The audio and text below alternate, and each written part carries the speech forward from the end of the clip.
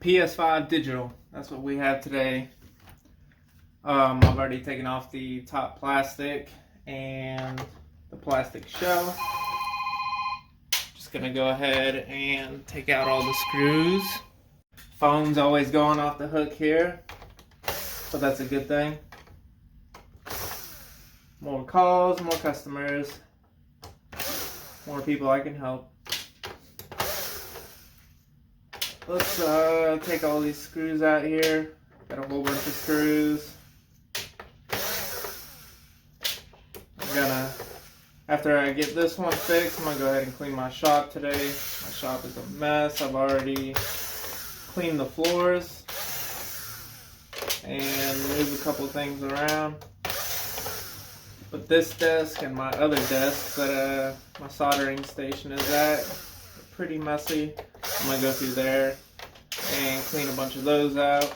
I have a bunch of parts that from older consoles that I do not use anymore, so I may throw those out as well. But all in all, it's a productive day. Usually on my slower days, I either mod things, controllers, systems, or I will clean my shop. So I'm gonna go ahead and clean my shop today. I don't want to get confused with parts. As you can probably see back here, I have my PlayStation right here. I bought this PlayStation for $100. It's got the blue light of death. I'm gonna see if I can fix it, which actually is a really good deal. That's a brand new PlayStation. Customer bought it, brought it into me to be fixed, and after I saw that it had the blue strobing light, I told him the repair is going to be quite expensive for it, and he was understanding. I told him he could sell it somewhere as blue light of death, but he asked me if I wanted to buy it. I told him I'd buy it for a dirt cheap price, and he said, how much? And I said 100, and he said, would you do 150? I said, no, I'm going to do 100, and he was like, okay, and sold it to me. So now I have a PlayStation 5 that I bought for $100, so I'm trying to get it to work. I want to turn that into a water-cooled PlayStation, but I'm not sure if I could get that blue light fixed. It seems like the APU on it is what's causing the issue. So I might have to set that up on my machine and heat all the solder up underneath the APU and reflow it and hope that that works. But I'm kind of sketched out to do that, as it's kind of a scary process because you can definitely ruin the entire board by doing that. I haven't been very successful in it either, but I've been doing a lot of research on it. Anyways, coming back, we're taking this plate off here. You unscrew the silver one and you take off that plastic right there. You always want to lift that straight up. I have had consoles in here that have been repaired by other shops and those pieces have been broken. You don't want to break those because they are critical in holding pressure right here. So we're going to go ahead and pop this up here. What I like to do is kind of just pop around the edges. Now, of course, as these systems start to get older, I will probably be a little bit more careful about how I pop up around these edges. I'll probably go the whole way around. However, since these are brand new, the boards are still really flexible and you don't hear as much cracking. So there's a port here, and as you can see, it's definitely split. So we're going to go, and the tab on the inside is broken on the left side over here. We're going to go ahead and take that off and put a new one on for this customer. Alright, before we take or apply any heat to this, I'm going to go ahead and heat up my soldering iron. And you always got to remember to take off, there's a little foam piece. I have so many HDMI ports right here. Wow, yeah, that's a mess right here. Let me show you real quick. I have all of these HDMI ports, so I definitely fixed a lot of HDMI ports. This is a soldering iron station I use, and that's my hot air tool right there that I use. But as you can see, I definitely put them to use. So we're gonna go ahead and take off the foam on the bottom here of the port. And you want to take that off because it's toxic. If you breathe it in, you don't want to breathe it in. We're gonna put some flux. Just gonna goop it up here on the back and hope that that settles well on the pads and the pins on the back of the port.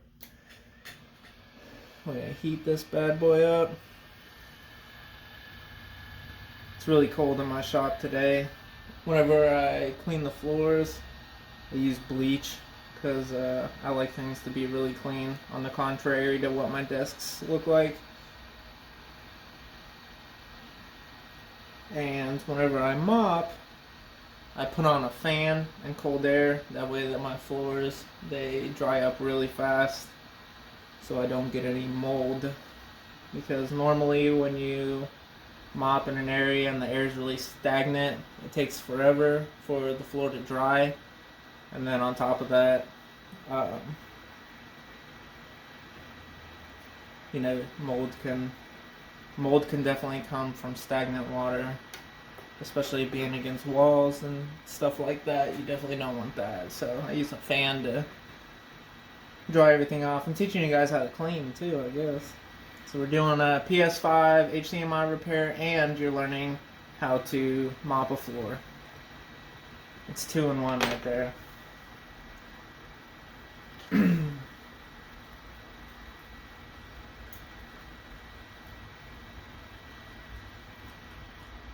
Alright, so now that we got this heating up, we should be able to apply some solder to the legs.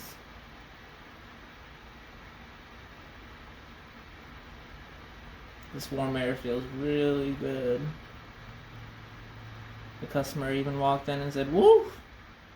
because of how cold it is in here. It's like being in a fridge.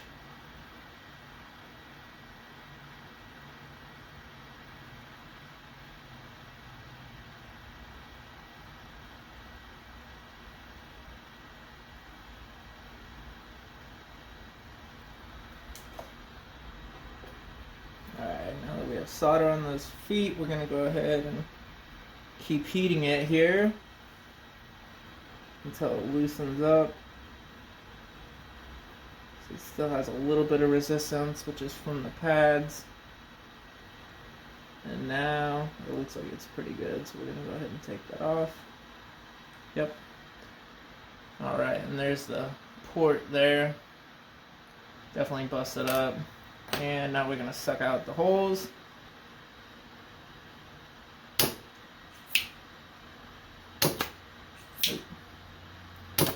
Misfire there on my suction gun.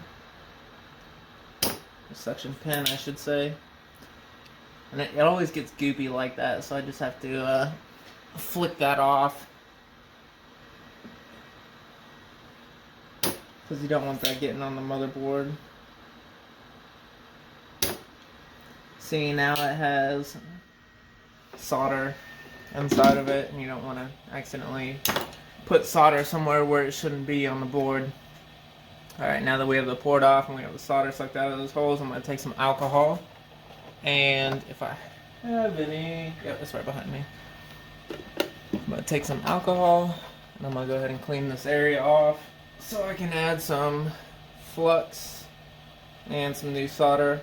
You always got to make sure that you have a clean area to work with. If you don't, then it will look terrible, which isn't a big deal, but at the same time, I like my work to look really good. And the cleaner you keep it, the easier it is to work with.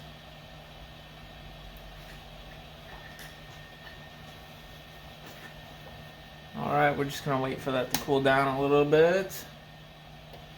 And we'll add some flux to there and put some new solder on those pads. And then we will tin the copper pins on the back of the port so that we can put them together.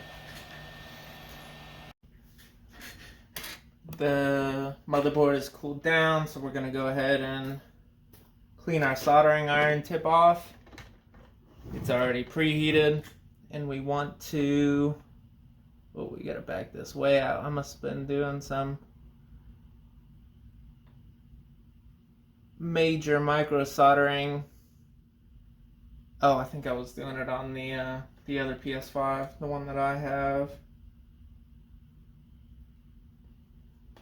I reflowed the south bridge on it already. Anyways, so now we got some new solder, a big glob on the soldering iron. And we're just gonna take it and run it back and forth on those pads until they look nice and covered, which they do. All right, and we got some solder on the hole there, but that's okay, as long as it doesn't cover the whole hole. hole. As long as it doesn't cover the hole, then we don't have to heat it up and suck that back out. Even if it does cover the hole on PS5s, you can actually just heat up the board and drop the port on there. I don't recommend doing it with other consoles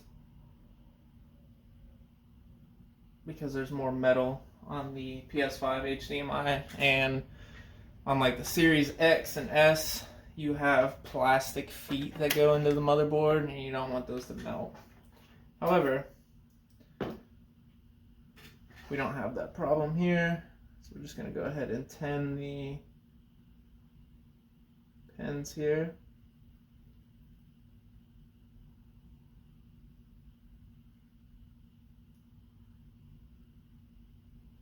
Alright, so now they went from a copper color to a nice silver color, as you can see here, and that means that our solder is on there. I obviously use a leaded solder because it's a lot easier to work with, has a lower melting temperature, and it is fairly strong still. I've never had any complaints from customers, besides people who are too rough with their consoles or move them too much. But that's why I have warranties. Alright, we can put some more flux on there. Now that we have flux, we can go ahead and just pop that port in there. It's nice and easy. We're just going to heat it up.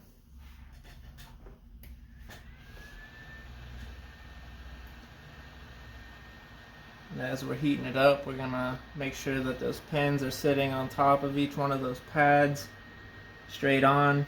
The port, you can move it a little bit to the left and to the right.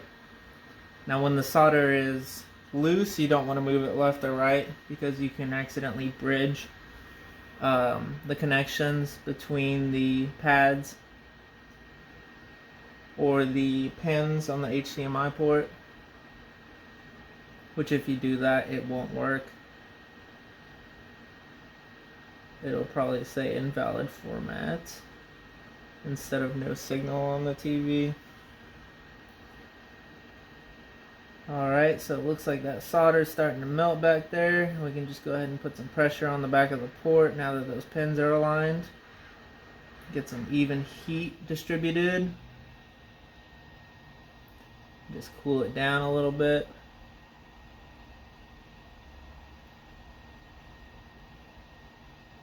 Alright. Now that we have all of those pins secured on the pads on the back there, we're going to go ahead and flip it over. Put some solder on the feet down at the bottom.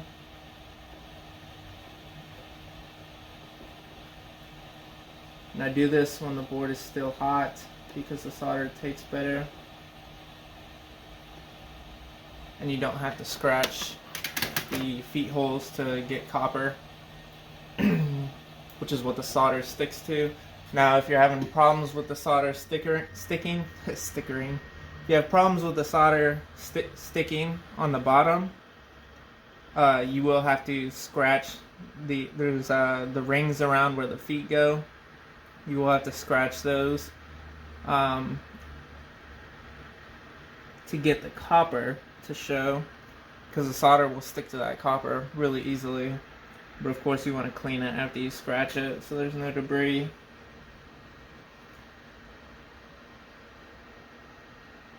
Alright, we got these feet over here secured, and now we're just getting the other side. Alright, now that we have both sides, we're just going to put pressure on it again and distribute the heat.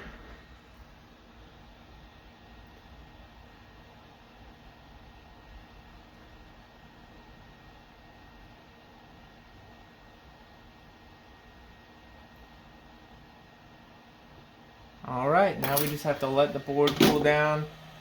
Once the board cools down, I'll go ahead and pop it back in and we'll give her a test just to make sure that it works. And then we'll put everything back together. So this is the port here. And as you can see, the solder is holding the feet in. It's pushed up through those holes there.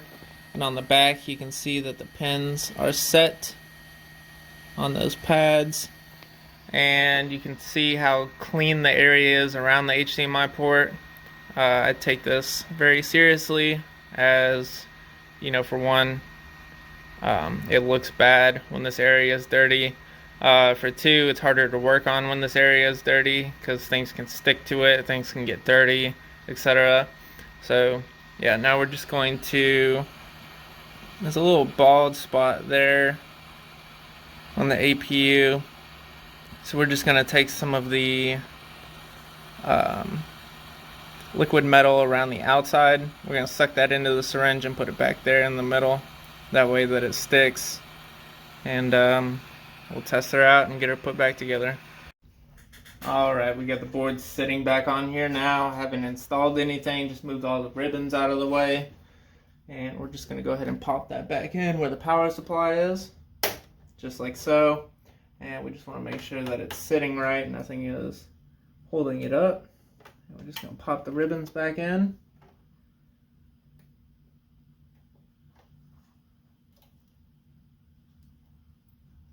Alright, and we're going to throw these guys on here, which are labeled white and black.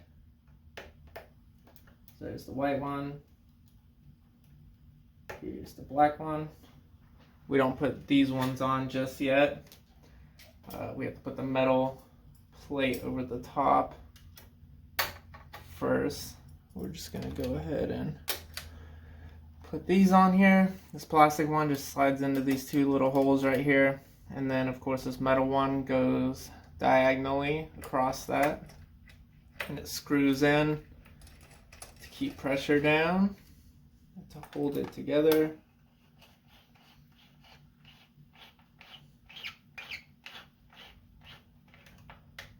Alright, and now we can get the metal plate on here.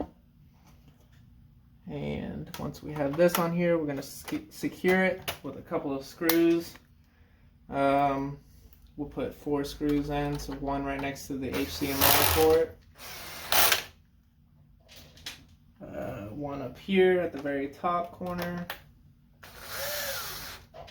And one right here at this top corner. And one final one in this little bowl here. And since this is a digital one, it's a lot easier to work with, especially when it comes to testing.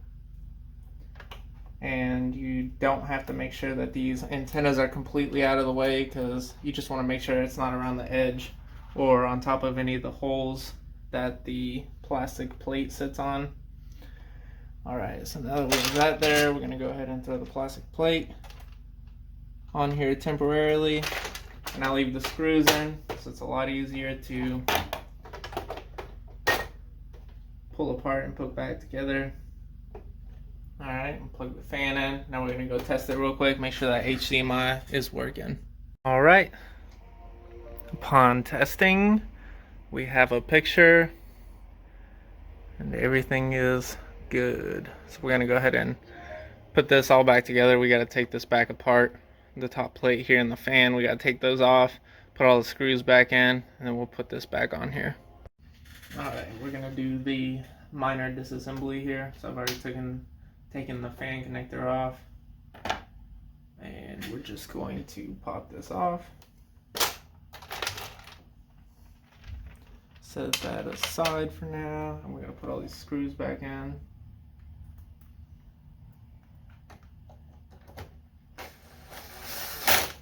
I always want to make sure you don't screw down on these cables right here, or these wires.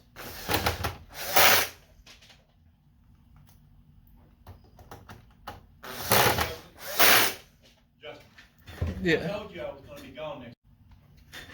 Alright, get the screws in. Not really on point today from cleaning the shop. So it's taking me a little bit longer to do this. PS5. Hey, still faster than any other area though. I always tell customers 30 to 45 minutes, and I mean it.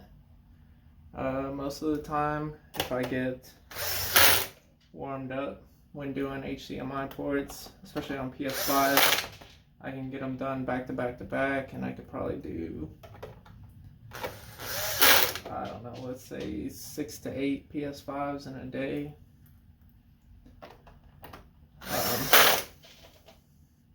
Which is pretty good.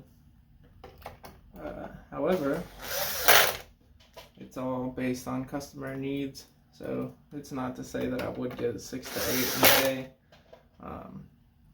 I did have a day where I got, I say, 3 PS5s and Xbox Series X, and I think a PlayStation 4, maybe 2 PlayStation 4s. And with the Series X, it takes me about an hour and a half to do those ones from start to finish. Sometimes 2 hours. However, I did get all of those done in a single day during my normal operating hours, 9 to 5, which was really satisfying. It's just fun, especially when there's no other issues with the boards and it is just the HDMI port.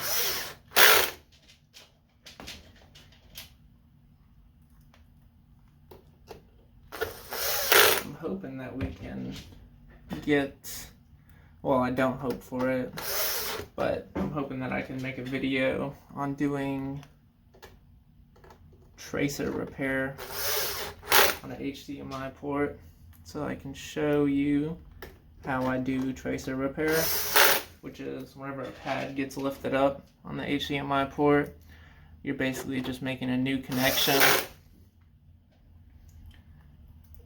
Because if you don't, then it won't work. And that's whenever the little copper pad on the motherboard gets pulled up, broken off, anything like that. On PS5s, I've actually seen them rolled up, which is nice because you can literally just unroll it and put it back on.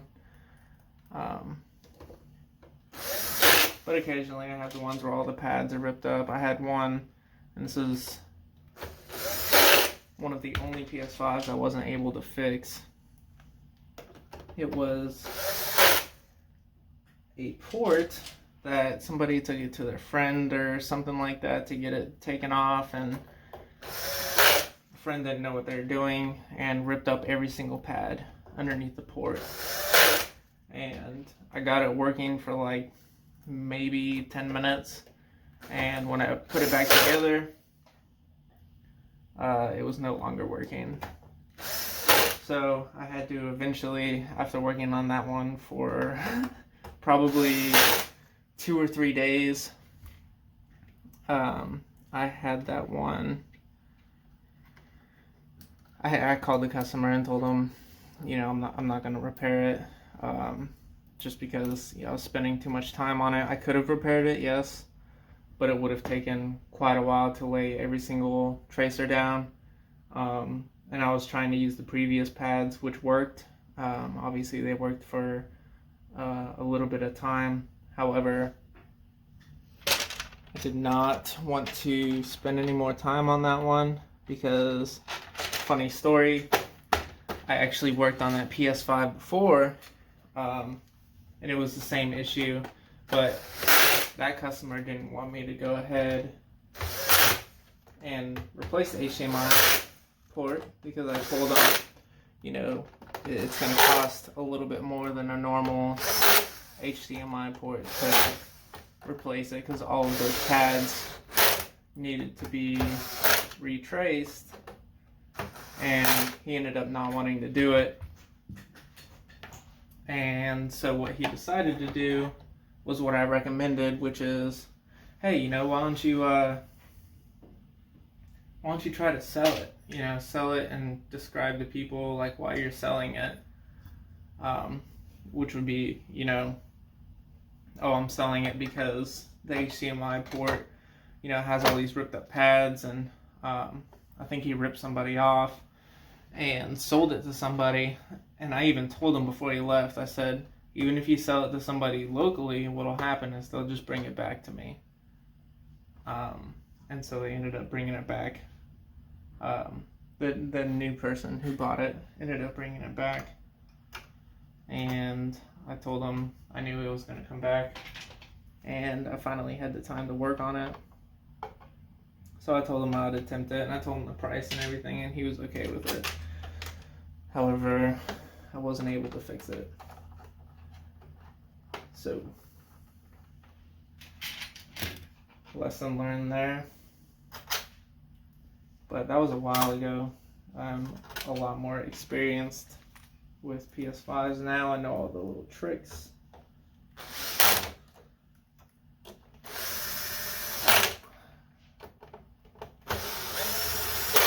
So if he brings it back again someday, it'll be fun to do a video for that. Probably be a really long video, but probably be like an hour-long video. Alright. So now we have this all put back together. We just have to pop on the plastic pieces here and throw on the side panel.